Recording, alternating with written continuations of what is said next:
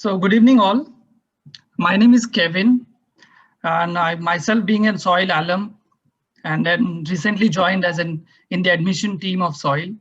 I proudly welcome all our alumni, our founder, Mr. Anil Sachdev sir, uh, our program marketing program chair, Mr. ANB sir, and my colleague Shobhesh.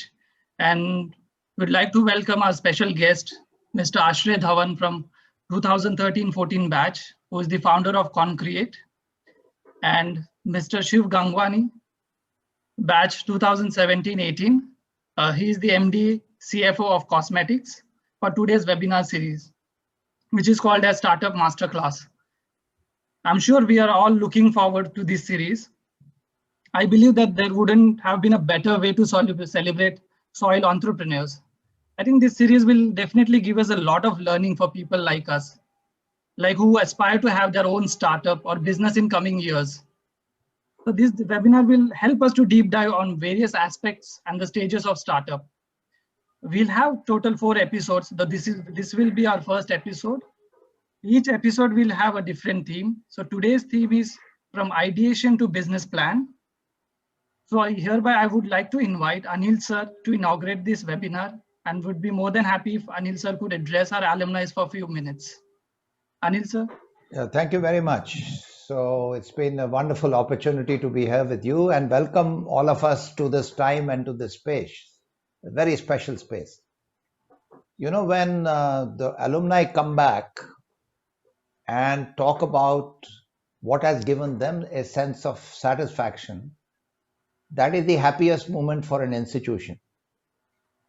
Because to see alumni not only graduate, but to take responsibility for their own dreams, nothing makes us happier than to see our alumni taking responsibility for their own dreams. Because a lot of us have dreams, a lot of us have these aspirations in our hearts that one day I will do something. And many of us keep hesitating because we keep postponing our happiness for the future, saying one day when everything is ideal, when I have enough security with me, when I have fulfilled some other responsibilities, then I will take the plunge. But actually, you know what? That ideal day doesn't come. We have to create the ideal day, which means we have to get ready from inside. You know, I have a very dear friend. I know that you have read about him and I've introduced him to you. His name is Peter Block, one of the world's topmost consultants who wrote that book, Flawless Consulting, which we have all followed in that consulting skills course that I have taught. When Peter was asked this question once, he decided to write a whole book on this. And the book is called The Answer to How is Yes. The answer to how is yes. Because when we keep asking these questions, how do I do this? How do I do that? How do I find the money? How do I find supporters? How do I find the market? How do I find that winning idea? And I keep on saying how, and time just passes by. And suddenly I look myself in the mirror and say, oh my God, I'm now looking an older version of myself. Oh my God, now I am 35. Oh my God, now I am nearly 40. What the hell? Why am I still doing this 9 to 6 schedule? So I think the day you get committed and say yes, that day it begins to happen. See, life has no certainty. You and I know during the pandemic, we have witnessed so many cases of near and dear ones. You know, just the other day, I lost a very close friend of mine, Ravi Sikka. Before that, we lost another well-wisher of soil called Kamal Singh. Before that, we lost another person who was very close to us living in London called Laju Chandrai. You see, today you are smiling and sitting next to me. There is no guarantee I will be there with you tomorrow or you are there with me tomorrow. Life has become so uncertain in today's times. So it is almost embarrassing for us to say, I will postpone my happiness for the future and I will one day have an ideal condition. There is no ideal condition. The day you wake up to the possibilities of your own potential and say, yes, I am going to start, that is the right day. That is the right moment. And the people you have around you are the right people. The context that you have with you is the right context. And, it's like President Obama who said when he was elected, he said, you are the change that you have been waiting for. You are the change that you have been waiting for. Right? So, with these thoughts in my mind, I'm so happy. When I was on the top of my game, I was the youngest board member of iSure at the age of 35. People thought I could be a potential chairman of the iSure group.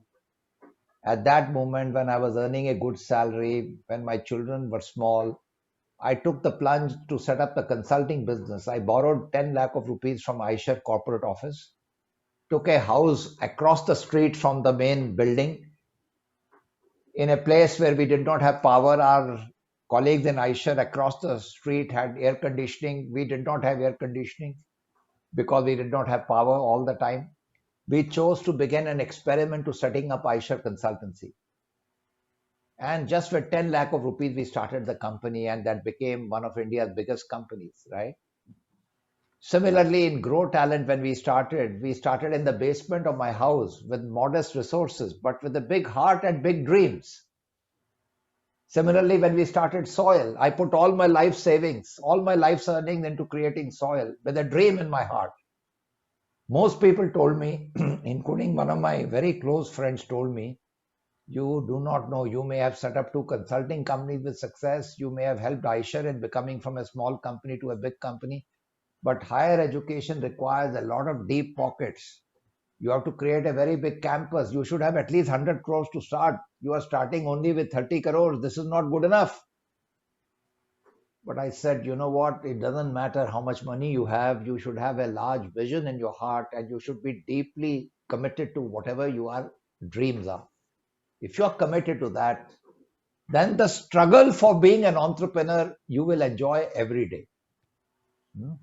But if you are very impatient and you want the perfect answer, that everything should be given to you, that because you have an idea, customers should just turn up, because you have such greatness within you, people should just they should just respond to your services.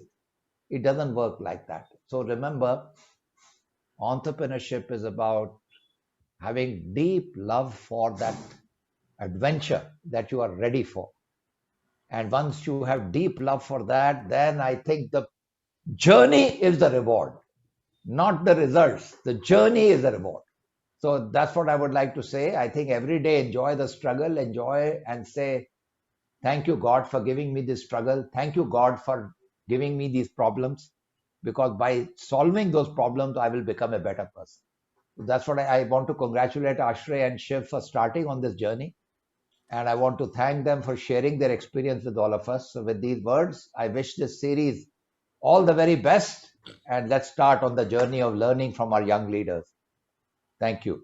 Thank you, Anil sir, for your words of wisdom. I think most of us would relate with what you've told us. I mean, I myself have gone through some of the stages when I had my own startup, which didn't work, but then definitely I can relate with what you've said.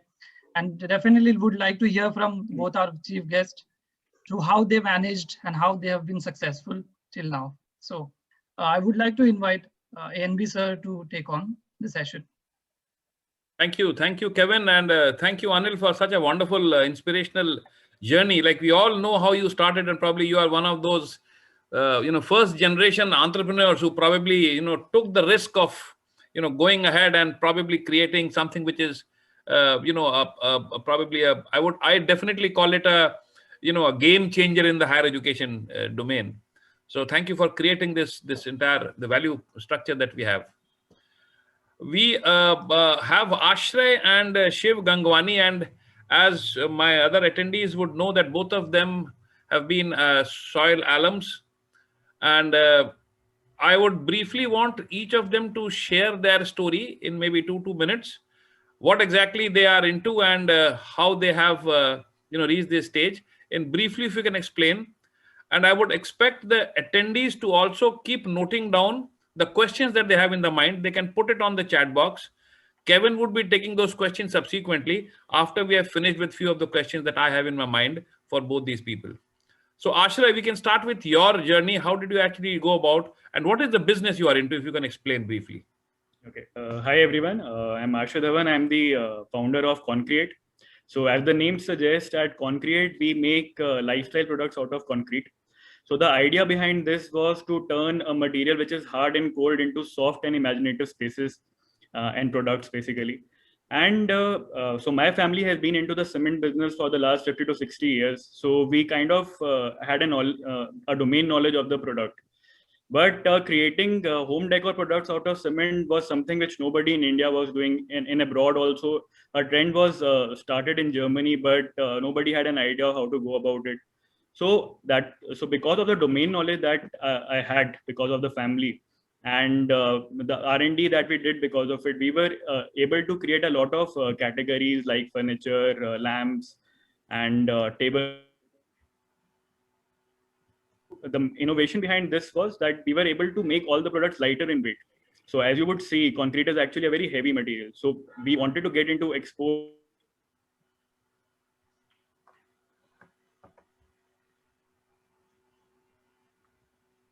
Make the products lighter in weight.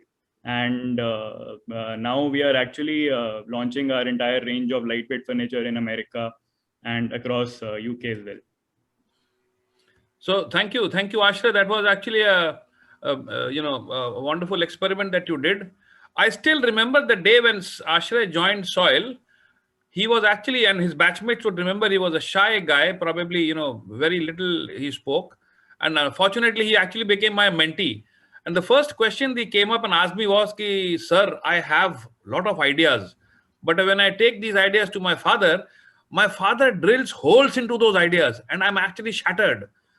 I don't even know. I have a wonderful idea now, but I don't know whether I can have the courage to go up to my father and tell him about this idea."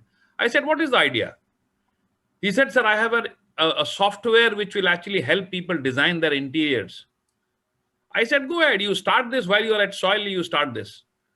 And you don't have to invest anything. You just work on an organic method of promoting it on the Facebook." Right. And I actually gave him some tips. He did it on his own. His friends helped him in the class. And then one fine morning, I remember he gave me a call in the evening and said, "Sir, main phas gaya. I am now stuck." I'm like, "What happened?" He said, "Sir, there is a guy in South Delhi who is giving me an order worth 80 lakhs or 8 lakhs or whatever. I don't know what to do with it. Where do I take this now?" I said, "This is the time when you have to reach up to your father and sit across him and say, 'Okay, I have an order. Now you tell me, what are you going to help me with?'" So I think that was one of those turning points where probably he realized that, yes, if probably he has achieved something, then he can walk up to his father also. And subsequently, obviously, he has a long story. We will actually share that subsequently. Yeah. So thank you, Ashray, for sharing the story. Now we'll listen to Shiv Gangwani. His batchmates would remember him as a finance guy, interested in finance, balance sheets, PL and account. And again, a soft-spoken person. I don't know how many of you would have spoken to him during his college days. But from there to setting up a factory, getting those labor putting in there, and then coming up with FMCG, consumer products. So I would like to know from Shiv, what is the business you are into? Hello everyone, this is Shiv Gangwani and I am the co-founder of this company called Foresca. So in Foresca, we make eco-friendly, plastic-free amenities for hotels. That's how we started off. And now we have come up with a range of cosmetic products, and toothpaste tablets is our flagship product. So we are making plastic-free products, as well as we have a motive to reduce the consumption of water wherever possible in the field of cosmetics. So right now we have been exporting our products to in 7 countries to various hotels and resorts. And now very recently in the month of January, we have started selling our products in the Indian market. And since the beginning, I was very much clear that I want to get into entrepreneurship. And while even joining Soil, I was even this question was asked me during the interview that what do you want to do in future? I told that I want to start my own business. But at that time, I wasn't clear what I want to do. But gradually, during the whole journey, I realized and got an opportunity to work in one of the resorts in Oman. So from there, I realized that I should go get into this field and start exporting some products in the various international market. So thank you, Shiv. So I'll tell you, one fine morning, I think 6 months back, Shiv gives me a call and says, "Sir, I want to send you some samples." I said, "What samples?" He said, "Sir, just give me your address." So I gave him my address. He sent me a box of his products. And lo and behold, the type of products he had made, they were international class. Toothpaste tablets, bamboo brushes, toothbrushes, slippers made of, I think, organic, some plant material. Yeah, cork. And, comb, which is actually made of wood. And the small kit that we normally find in the hotels, we find those kit with those swing needles and other things, that small kit with a comb, with a needle and a kit and all those things. And the entire packing was such beautifully made, it actually looked as if it was a multinational company doing it. And I can tell you, Shiv, probably, you would be looking at, the international market, and very shortly, maybe in the near future, you will probably be one of those major players in the international market, especially with the eco-friendly system, which is actually now gradually, building up, across the globe. So thank you for sharing this story. One more thing I would like to ask from Ashray. This entire, you were a designer, basically. You started with interior designing, software, which will help designing. From there to planters first, concrete planters, then with lightweight concrete furniture. This ideation, how did this ideation happen? Like, was it there in your mind, or did you get some inspiration from some other places? So, sir, when we started designing this collection in concrete, first we introduced desktop products. Like we introduced Offive desktop bathroom organizers. So whenever we were shipping these smaller items, the breakage was one of the concerns that was coming out. Second was because of the weight of the product, the logistic was an issue. And when we got into export, again, that issue became quite big. So we thought about, we should actually spend some time and make the first thing, the material also eco-friendly, and then make it lighter in weight as well. So that is why we, one of our team was only working on how to make the products lighter in weight. So when we started, so like you just said that I started with interior designing. So that actually helped me in a way that I built a lot of contacts with interior designers across the country. Like by the end of it, I had around 85 people who became my friends. So when I wanted that technical knowledge, we kind of had that from all those people who were helping me, in making these products better actually. So, when you keep on trying and when you have a goal, so my goal was actually to make this product more acceptable in the international market. So a lot of people would actually help you in the entire process. And if you are goal oriented, you will actually get there eventually.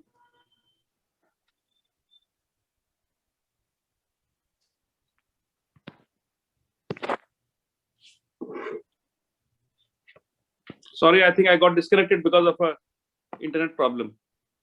Okay. So should I repeat my answer?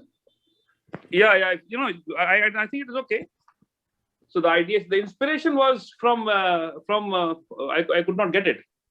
So, sir, basically the thing was that once I started with interior designing, I got in touch with a lot of architects throughout the country. Like by the end of it, I had around 85 people who were there on my call list. So all these people were helping me out when I was asking them questions about concrete. So they were giving me all the technical knowledge about how this material actually works, because nobody by that time was actually working on concrete. So that kind of helped me in developing a collection of planters, of, like you said, lamps and furniture items. And the R&D part of making them lighter in weight was actually done later when we got into exports, because logistics was a major concern when you are actually into exports. So because of the innovation that we have achieved by making the product lighter in weight, we have actually now expanded to USA as well. Earlier, we were restricted to UK. So that's how it happened. One particular challenge which I find, and many of the students actually tell me, and for the last 15 years, I've been into, teaching and training, and students generally have this challenge. They say, "Sir, I have an idea, but I do not know whether this idea will work or not." And there are many students who come up every day with a new idea. Yeah. And most of the ideas are good, but then somehow they do not feel that they have the confidence that this particular, idea will work.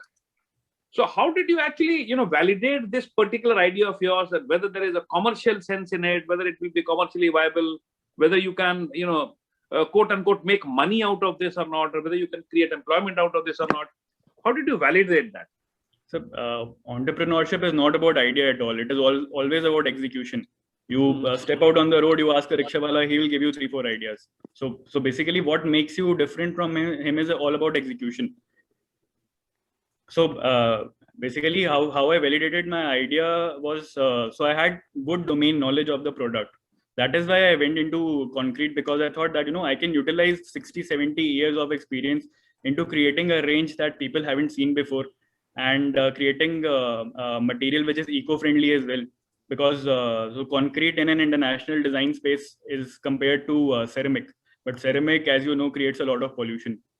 So that is why, I thought about introducing concrete, which can actually work as an eco-friendly replacement for that. So first thing is that, I created something which was unique.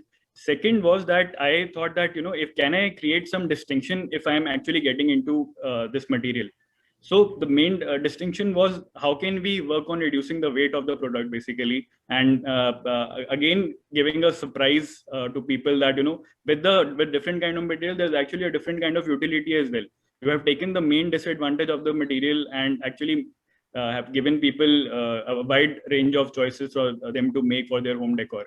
So when I was doing my R&D, I thought that, Scandinavian countries prefer a lot of gray material. So that was my main target audience initially.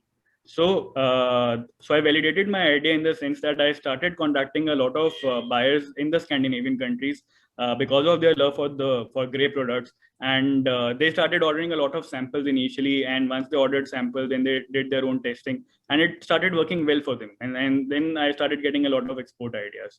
So until and unless you get your hands dirty, you don't start executing your ideas. The idea is going to anyway fail eventually if it prolongs for a long time. So main idea is just you have to execute it. Very good. Excellent. Superb. Now, Shiv, in fact, the fact that I, when I see you into setting up a manufacturing unit, and especially starting something which has never been this was never your family business, I think. No, this was not my family business. So you actually ventured absolutely diagonally in a different direction, where probably you were experimenting something new. And this was something where in the heart of Delhi, you are looking at Okhla industrial area, where you have to take a space, set up a factory, all these things. And there was a huge amount of, commitment that it required. And there was a huge amount of risk on a particular idea that you had. How did you go about validating your idea? Or did you get some pre-orders first and then you started doing it? No, we already had a factory in Okhla.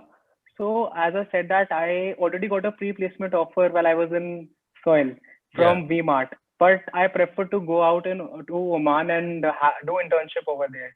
I gave up that offer and went over there. So over there, I realized that I had to do sustainability audit over there. So in that audit, I realized there are a lot of gaps in terms of pricing, like at what price they are buying and what are the actual prices in Indian market. So considering that, I came back and started doing my research, and then eventually I made a list of products which are required over there and gave them at a very competitive pricing, keeping the standards of the hotel.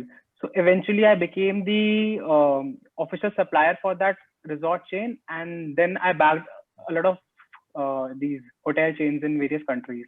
So that's how it started. But after doing it for 1 year, then I realized that there is also scope in the Indian market for these kind of products.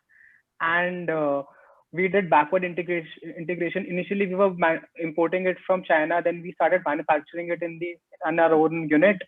And then we came up with another model to sell these products in the B2C market by launching our cosmetic range of products. Thank you. Thank you. That was wonderful, Shiv. Just for the sake of the audience, I'll tell you that already in the last 11 years, there are more than 40 alumni of Soil who have started their own ventures. They're in different stages of their, entrepreneurship journey.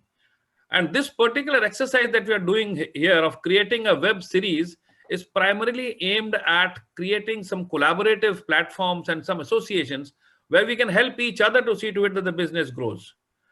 Like when I talk to Ashray and when I talk to Shiv and they say exports, I know that we have one of our students who's actually, situated in Burma and is doing great work there. I think Vipul would be there in this group also. Or if we look at the Indian market, we have Palash Agrawal, who is actually into some building material and he's created his own network.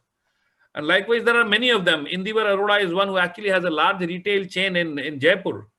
So if we can actually bring together, we can definitely create some synergies. So one of the objectives of this particular, co-creation is that. But coming back to the questions, one thing that would help the audience better and the rest of the alumni also better would be, when you had these ideas, you probably validated them, you created some business plans. You would have created some sort of a business plan. And when you talk of business plan, we always think in terms of plan A and plan B. I would want to know from Shiv, like what were the key considerations when you were looking at a business plan? Was it about, entering into a particular geography? Was it about making more money? Was it about partnership? What is it that you had in your mind when you had the business plan in your mind? Initially, I was very much focused with the target market.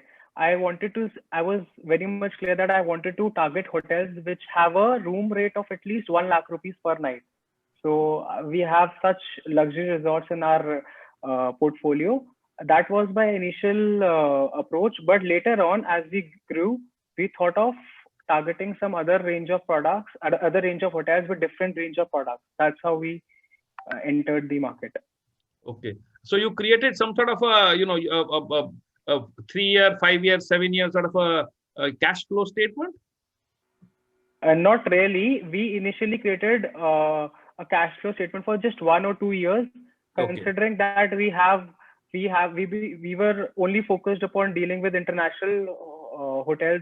But then COVID happened and then everything got changed. And then now the things are turning right again. And we are hoping to have a good amount of revenue this year. Very good. Now, in case of Ashray, I think the product that you have is basically, I would call it an upmarket product. It is basically for the urban elite, I would call it. And especially, the international market would be much more stronger. Right. How did you go about creating a business plan in terms of forecasting and what sort of, funding is required? Where do you set up a manufacturing unit? What those considerations were, which probably, were top of your mind?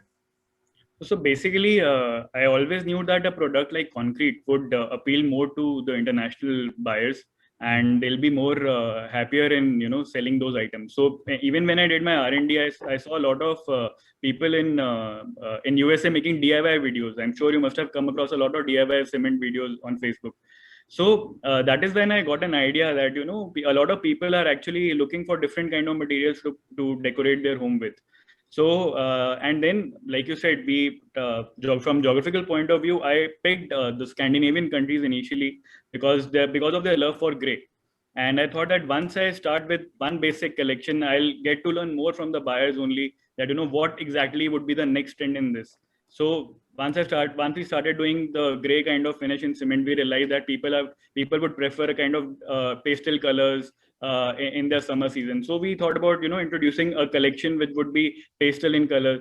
Then when we started focusing on a market like Dubai, where people prefer a lot of gold leaf kind of finish, so then we introduced the kind of gold leaf collection only for the Dubai market, because every region has a very different taste and preference, and my product is a lifestyle product, so I need to modulate my products for different region in terms of when we exhibit in those countries. So those were the plans, and there was never a plan B. Like I always think that once you start a business, you should never have a plan B. Otherwise, plan A is definitely going to fail. So right at that time also I got married. I told my wife that this is something I'm starting, and if this fails, I don't have a plan B with me, and I'm not going to enter my family business at all. So and that is true for your relationship with your wife also. There is no plan B. Only one marriage. You are right, sir. You are right in that aspect. So that actually was I was lucky in that aspect that she was from a different background. She was from a sales and marketing background. So she told me that let's do it together. You handle the design and production part, and I will take care of the sales and marketing part. So that kind of complemented, and the idea started working well. And if I'm not mistaken, your wife is also listening there. She's also an attendee, it seems. Yeah. She's there. So better be careful with what you say, huh? Right, sir. So, the audience can keep noting their questions. I'll ask a few more questions. We all know about B2B and B2C marketing. Like Shiv, probably, you would be more concerned about, the B2B market, where probably you have a better, captive consumption with less of selling cost. Yeah. But do you have any plans for a B2C also in your mind? Yes, as I said earlier, we have recently launched our products in the B2C market online only at the moment, Okay. not in any retail sector, not in the retail stores or somewhere. But eventually, after like 6 months, we will be tying up with some other retail stores. Currently, we recently had a tie-up with Big Basket. Our products will be available on Big Basket from the month of March, and hopefully by next quarter we will again be targeting some other cities. Right now, we will only be having our products in the Delhi and NCR market. Okay. So from B2B sector, we are planning to move to B2C just because COVID also happened, and we have like Ashrey said that we should not have plan B, but considering that COVID situation, I think there is always the possibility to make more opportunity wherever possible. Yeah, very good. So eventualities have to be kept in mind. There is always exigencies which have to be, you have to keep something away for the exigencies. In case of Ashrey, I think, you probably would be more focused on B2C, it seems. Sir, actually, both the models work, because when we export, it's majorly B2B, because these are warehouses that and retail stores basically buy from us, and then they send those stuff across their showrooms. And when we are interacting with the Indian market, that is mainly B2C. Like the products that you see on my website, they are mainly on B2C focused only. Just for the sake of the audience, I'll tell you that Ashrey Dhawan has recently thinking in terms of expanding his business in a big way. And I have recently connected him to our board member, Yogesh Handley, and probably he would be meeting Yogesh ji tomorrow. I met him And today. we will work out on a plan how he can expand his business by having a network of franchisees, maybe in India and abroad. So, the next stage for him is scaling up. So I think, maybe in one of those series, we will also have how to scale up. That could be one of the topics that we'll have. In the meantime, I'll ask one more question to Ashrey. Honestly tell me, has anything that you have learned at Soil helped you in this business? Definitely, sir. Innovation and disruption was one thing which I learned at Soil, because if you see, Soil is not a normal business school. I mean, the basically curriculum of the college is very practical in that way. And once I joined the college, and once I interacted with you in that mentor-mentee section, and I started my own thing. So and we got business ideas, and so the whole college came together in helping me out. I think in any other college, people would be like, you have to complete your studies, you have to complete your attendance. But here, all the professors and teachers are actually helping me in how to execute whatever learning that we have done. I still remember that I skipped a lot of classes, and when I met you and when I met some other professors also, they told me that, what you can do is you can actually apply that subject into your business and give a presentation to the entire class. That would be more practical. Why do you have to go the bookish way? So I was completely blown away that, this is the kind of thing that you actually learn from, you expect in a B school. Yeah, great. And for Shiv, what has been your experience applying anything that you learned at Soil? So honestly, wherever I am today, Soil has played a major role, because I've got the internship in Oman because of Soil curriculum only. I was the sustainability intern over there, and I got it. I got internship over there because of what all I have learned in Soil and what kind of experiences I had. So I had someone in that resort working, but that person pushed my CV to the higher management, and they saw what kind of work I have done in 1 year. For example, that social work that we used to do, and all that stuff. That's a Bali trip, which I mentioned in my CV. So all that helped me to get to back that internship. Who is the owner of that resort who gave you that assignment? What is his name, the owner? There is no actually, there's one head company which is in Bangkok, and the owner, I am not aware because we were not in contact with the owner. So we were in contact with the management company that was in Bangkok. Okay, good. So I think there are a lot of questions also coming in. Ashray and Shiv, both of you have already one volunteer. Vipul Murarka from Myanmar has already said that if you want any help there, he is there to help you. And similarly for him, if he's also into some consumer products, probably you can also help him here. Kevin, if you can now easily take up some of the questions which are there in the chat box. Yes, sir. Just name the person who's actually asking this question and then address it to the person to whom he asked. So we have a question from one of our faculty from SOBD, Upasna Diwan. So the question is, what were your strategies to market your product initially? How did you build your brand? So that is a question. So maybe, Shiv can talk about how did he build his brand, especially in the B2B part.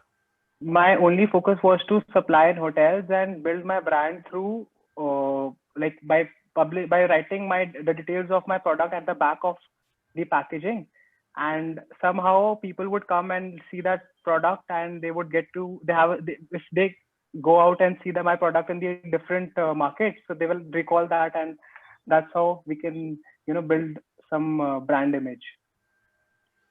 So I will add to it. In fact, I think, Shiv, one of the things that you did was you differentiated the offering that you gave. So the eco-friendly thing that you kept on harping was something which was creating, sort of a niche for you in the market. Yes. So I think your buyers are also looking at, okay, yes, this particular company is doing something different. Exactly. That also helped you probably, get those. And what about Ashray? What did you do for branding? Sir, I was more focused on exports. So I was searching about different fairs that were happening in India and abroad. So initially, since we were bootstrapped, so we were thinking about, okay, exhibiting our products at a fair where a lot of international buyers come. So at Greater Noida, I would like to tell different people who are interested in export that at Greater Noida, there is this fair for handicraft by the name of EPCH. So that happened mainly in October and April. So we displayed our entire collection in that fair. And a lot of international buyers got in touch with us from there, and a lot of domestic buyers also volume buyers got in touch with us through that space. So that is how I think you should start. I mean, you should look at different, if you are into a lifestyle product, look at different fairs which are happening throughout the country, and if it is closer to your target market, then you should exhibit there, and that is how you will actually start getting an initial push. So just for your information, Ashray, Yogesh ji is also here listening to this webinar. So, you can just say hi to him. Hi, Yogesh. I met you in the morning. Thank you for joining. More questions, Kevin? Yes, sir.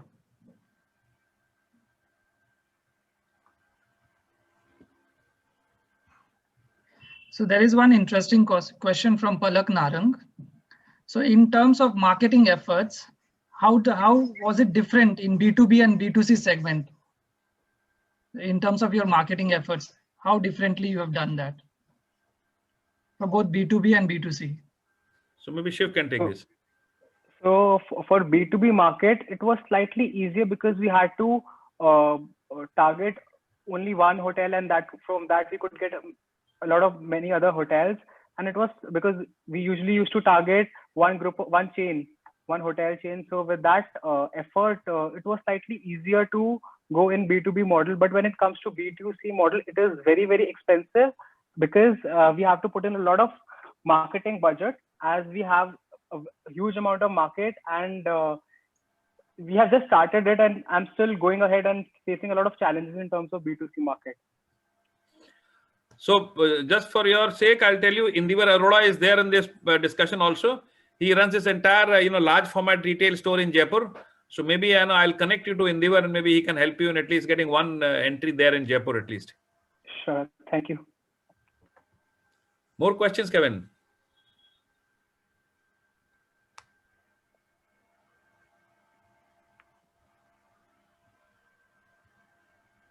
So there is one question from Prakash. So how did you tackle the pandemic situation that happened? What are the constraints that you faced, and how did you overcome that? So I'll take this question. Yeah. So So basically what happened during the pandemic was that a lot of international buyers had this they developed an anti-China kind of sentiment. So that were helping India in a certain way so we started getting a lot of more orders during the lockdown because people were staying at home and they were investing in the home decor products. So I remember French Connection is one of my major buyers in the UK. And I got a call from them and they told me that people are actually sitting at home and they're buying planters because that is the season for them. So they gave me a repeat order during the pandemic. And I had to, employ 2-3 people. I had to arrange them to come to the factory. I had to get permission so that, we can actually carry on some kind of production to deliver the order. And a lot of buyers in USA also, they started experimenting with India. They actually told us upfront that, if we are buying this product from China for $1, we are willing to pay you 1.25. But we don't want to go to China, and you have to meet the kind of quality that China gives us. So we kind of actually started getting a lot of new opportunity during the pandemic. So I'm not sure about what happened to other people, but for me, it was kind of, it took me to another level in terms of exports. Very good. That's nice. So we have one more question from Sabarish. So how do you react to failures and how do you overcome that?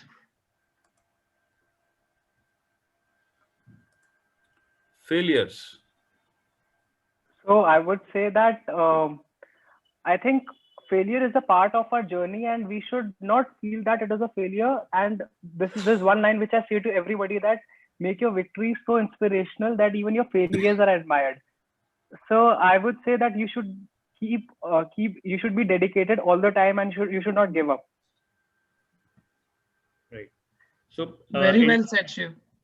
So again, in my kind of business as well, because it is related to trends and forecasts which keeps on changing, failures happen every quarter. Because when we introduce a product, we actually, that is what my wife tells me also, that you get so emotionally connected when you design a product that you don't often realize that is it going to sell or is it not going to sell. So, the main part is that you should keep on trying, and if it doesn't work, you should actually, just focus on your next collection, because this will keep on happening. Failures will keep on happening. There's never going to be an easy way out if you are an entrepreneur. Okay. So we have one more question from Parv Gulati. So he has a question that he says that as we know that concrete takes time to set up in winter. So what kind of techniques or innovation you are using to increase the production during winter? And the second question is, do you think that concrete furniture can take over the wooden furniture in the future?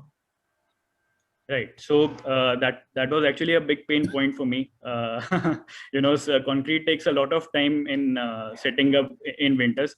So what we do is when we take orders, we take more production time from the buyers. We inform them in advance that, in summers, our production lead time is 60 days, but in winters, it comes out to be around 90 days. So the buyers are actually, they are aware of different geographical conditions that exist around the globe. So they are willing to understand that kind of concept. But from our end, what we do is we recently have created a kind of a warm space in our organization where we keep our molds for drying. So, so they dry up faster. Again, it doesn't dry up easily as compared to summers, but again, the lead time actually reduces because of that. And second question is that, if I think that concrete furniture is going to be big, I'm sure it will be because, initially when we were getting a lot of queries for furniture, the weight was the major concern. That is why we were not able to ship those items as well, because we need to invest a lot of time in packaging, a lot of money in packaging heavy products. Then again, shipping was a major concern. But because now we have managed to reduce its weight by around 80%, the logistic and the packaging cost has actually reduced. And so for people in Scandinavian countries who are looking at gray furnitures now, especially for outdoor use, they have started placing a lot of orders now with us. Okay, great. So I think we'll take, NB sir will take one more question. Yeah, you keep your time in mind. Yeah, it's already 7:45 past. So this, I think many of us will have this question which Prakash have asked. He just want to know what would you advise the upcoming, like those who want to get into startup or want to start their venture, but they have this hesitation, or like due to some reasons like finance, they don't want to get into take that risk. So what would you advise? See, I would say that entrepreneurship in itself is a very rewarding journey. So when you work for somebody else, you can kind of have this kind of a cribbing nature. When I was working for somebody, and he would send me for some kind of work, and I would start cribbing that it is so hard, and it is so cold. But when it is your own thing, you can so like I was, for the past couple of days, I was in UP. I was exploring different kind of materials that were actually being made there. And I was telling my designer with me that agar meri jagah koi aur hota, if somebody else would have been there at my place, my employees, he would be abusing me that he has sent me in winters and to explore different kind of material. So I would say that you have to on entrepreneurship, you have to take the plunge.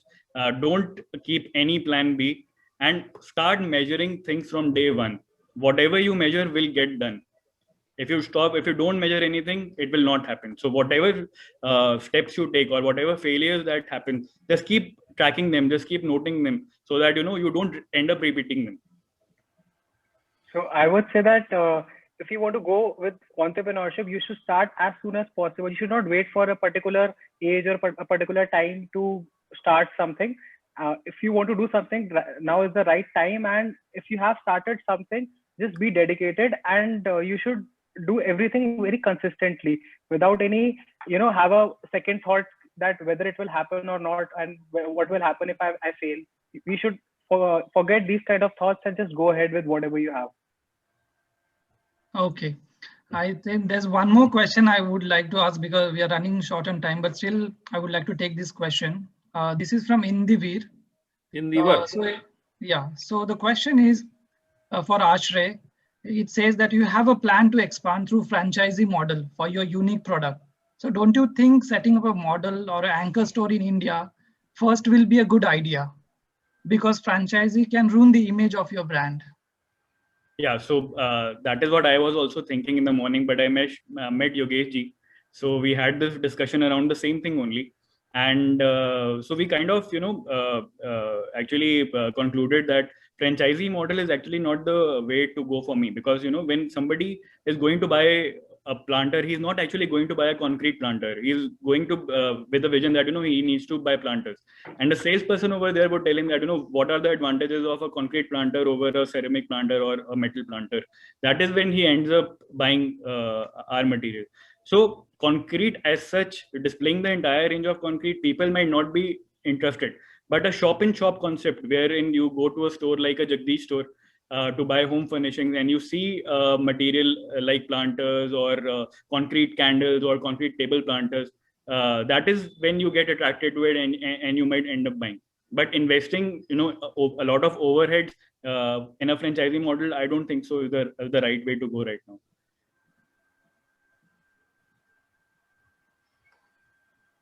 So I think we are done with the questions for Kevin. There are two small questions. From one is Sarthak Mehta has asked a question. So shall we take that? Yeah, just take those two questions quickly. So the question from Arun Gehlot is, what are your short-term and long-term financial projection, maybe like 5 years from now? And the second one is, how should we connect traditional business with modern business? So in terms of the kind of business I have, I would say that we have a projection of around 15 crores in the next 3 years. And then eventually, if we get into the B2C market, that revenue would double up at least. And the second part was, what was the second part? Modern and traditional okay, business. Yeah.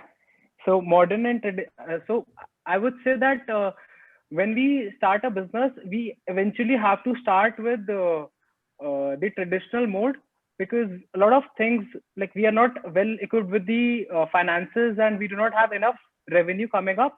So we have to have the model, or wherein we have to put in our own efforts. We cannot function properly in terms of technology and all.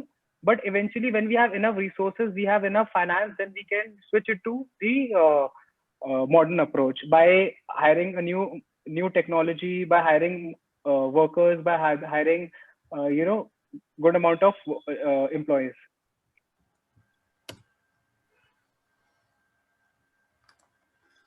Yes, sir. Okay. So I think, that was, the inaugural session of the web seminar that we had, the web series. And it was so wonderful to hear from both of you. I think there would definitely be much more questions. I'll be connecting you with the rest of the entire, alumni community. And maybe the questions can come in from them directly to you. And I look forward to a lot of collaboration between our, alumni. As Kevin said, the coming episodes will revolve around one particular topic. I can just give you an idea, like this particular topic was about ideation to business plan. The second one could be maybe from business plan to execution. How do you really execute? And then we can have something about financing. I think there are some of our alumni who have already got funding from VCs. How do you get it? How do you go about getting those funds? And then scaling up. We have somebody like a Saurav Dayal or a Ninja Kart Vasudevan who have actually been scaling up. How do they go about scaling up? So all these people, they would definitely be adding much more value in terms of, how soil can actually, one of its vision was how can we actually create more people who have fire in their belly and they can really bring about a change in the society. So I hope definitely this would help. And in this context, I would also want you to see to it that just like we got you as our ambassadors, how can we get more people like you who can actually join Soil and try to change the face of business that is happening in India? And in this context, I would invite Sobesh. Maybe Sobesh can come and actually talk about the Leader Inspired Leader program that we have. Shovesh is I think, having some difficulty in connection. But basically, as you all know, it's our duty. See, the thing that has given me the maximum happiness today is the fact that both. Audio, mute. Anil, you are mute. Oh, sorry. I think since our friend Shobesh is on having some technical difficulty, I just want to say something to both of you, Ashray and Shiv. What warmed my heart most was that you are not just any run-of-the-mill entrepreneur. Both of you are choosing to very much value the importance of sustainability in your effort. You have realized that that deep love for Mother Earth is something which is very good for business. It is not just good for your soul, but you are having the humility in your heart to say, I don't have all the answers, but I will choose a particular path like that. And you're also saying you have a deep gratitude in your heart. You have a gratitude for your classmates, for the institution, and for the larger well-being of the community. So when you have humility and gratitude, you will go very far in life. And we want those kinds of students to join Soil. People who have a deep resonance in their heart. They want to do something. They may not even be clear what they want to do. But they say, मुझे जाके कुछ करना है. और ऐसा कुछ करना है कि I can make a difference to the world. What they are not excited by is the short-term thing. How can I become rich overnight? No. I think they are thinking the reward of money will come to them because of some service they will do. I think that concept of seva with humility and gratitude, I wish we get more entrepreneurs like that, and I wish we get more students. So it's our sacred duty. I tell all the alumni who are joined this forum, it is your sacred duty to send such students to Soil. And of course, Soil has now started also honoring your effort. Whatever, therefore, we will save as entrepreneurs, as Soil entrepreneurs, we will save in marketing costs, because the channel of getting students through alumni will save our marketing costs. So we should find a way to share that also with the alumni. That is where the spirit is about. This is also the entrepreneurs in Soil being helped by entrepreneurs among students. So it's another way of helping each other to grow and to do well. And most importantly, send people with that deep resonance in their heart that they want to do something and want to make a difference. I think that is really most important. Anji, that's what I just wanted to say. Of course, the scheme itself is known to people that you please send good students to soil, and I hope that we all collectively build this movement that will transform the world. Thank you, Anil sir. Definitely, I agree with you, Anil sir. Like we need to take our legacy ahead and need to like encourage our successors to be a part of soil, so that they could also enhance and experience the soil journey and be a part of us. So thank you, NB sir. Thank you all alumni to being part of this session, sparing some time with us. We are looking forward for your participation for the next episode as well. Thank you, Shiv. Thank you, Ashray. Thank you, everyone over here. Thank you so much for having us. Thank you. Anil, you are mute. We look forward to learning more about your progress and journey, and I look forward to seeing your fragrance of your work spread very far.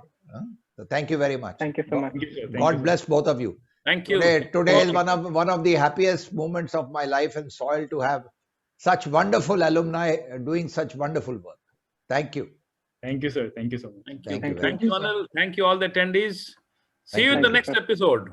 Watch out Thank for you. emails. Thank Thank you. you.